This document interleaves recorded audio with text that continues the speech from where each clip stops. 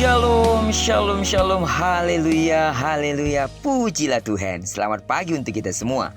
Sungguh Tuhan kita baik dan teramat baik, dan dalam kebaikannya sekali lagi Tuhan sudah membangunkan kita kembali di hari ini, Kamis 8 Juni tahun 2023. Percayalah, di sepanjang hari ini Tuhan pasti akan memberkati kita, sama seperti Dia sudah memberkati kita di sepanjang malam istirahat yang telah kita lewati. Amin.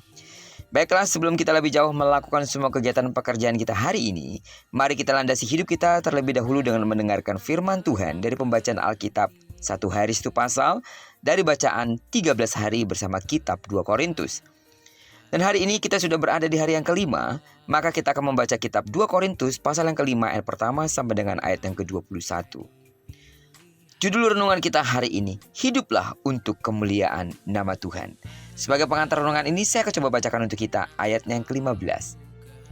Dan Kristus telah mati untuk semua orang, supaya mereka yang hidup tidak lagi hidup untuk dirinya sendiri, tetapi untuk Dia yang telah mati dan telah dibangkitkan untuk mereka. Tidak dapat dipungkiri, di zaman ini manusia semakin berfokus kepada dirinya sendiri. Contohnya saja tren selfie, membuat manusia semakin memuji diri sendiri dan puas terhadap keakuannya. Hal ini terjadi karena manusia terjebak dan terpenjara oleh berbagai hal yang duniawi. Sebagai orang percaya, kita harus menyadari bahwa hidup kita adalah anugerah Tuhan. Amin. Sudah seharusnya kita menjalaninya dengan kekuatan dan pengaturan dari Tuhan. Lagi pula, hidup kita telah ditebus dengan bayaran yang sangat mahal, bukan? Yang tidak terbeli secara materi, karena dibayar dengan darah Kristus di kayu salib. Dengan demikian, sudah seharusnya kita tidak hidup untuk diri sendiri, melainkan untuk kemuliaan nama Tuhan. Secara tidak sadar manusia hidup hanya untuk dirinya sendiri. Mereka berusaha mencukupi kebutuhan sendiri, dan sedapat mungkin hanya berelasi dengan orang lain untuk sesuatu yang menguntungkan. Demikian juga orang baik.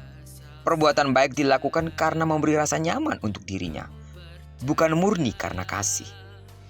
Pelayanan pun belum tentu murni karena cinta Tuhan. Bisa jadi ada orang yang melayani untuk membanggakan diri sendiri. Namun doaku, sidang jemaat Tuhan, saudara, sungguh-sungguh melayani hanya untuk membanggakan nama Tuhan. Amin. Siapapun yang ada dalam Kristus, ia adalah ciptaan baru. Ia akan bermegah karena kemuliaan Allah, mampu menguasai diri dan mengakui adanya kuasa dari kasih Kristus dalam hidupnya.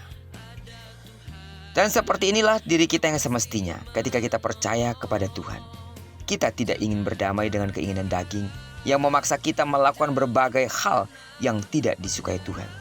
Kita hanya mau berdamai dengan Allah, sehingga segenap hidup, bahkan pelayanan yang kita terima dari Kristus, kita jalankan dengan penuh ketaatan dan penuh kasih kepada Allah. Amin. Kita layak bersyukur atas pengorbanannya dan bersungguh-sungguh mempersembahkan hidup untuk melayani dan memuliakan Tuhan. Hiduplah untuk kemuliaan nama Tuhan. Terpujilah nama Tuhan. Kiranya perenungan kita pada pagi hari ini sekali lagi mengingatkan kita kalau kita hidup untuk mempermuliakan nama Tuhan saja. Diberkatilah kita di sepanjang hari ini, digenapi firman yang telah berjanji bahwa apa yang dikerjakan tangan kanan dan tangan kiri kita dibuat berhasil.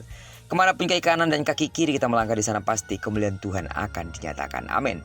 Jika bersatu musuh datang menyerang engkau, tapi karena kekuatan dan perlindungan Allah ada padamu, maka musuhmu akan lalu daripadamu. Kasih karunia Allah terus melimpah dalam hidupmu, sehingga sidang jemaat Tuhan yang sakit secara fisik dengarkanlah. Dalam nama Yesus, sembuhlah sesuai dengan takaran imanmu.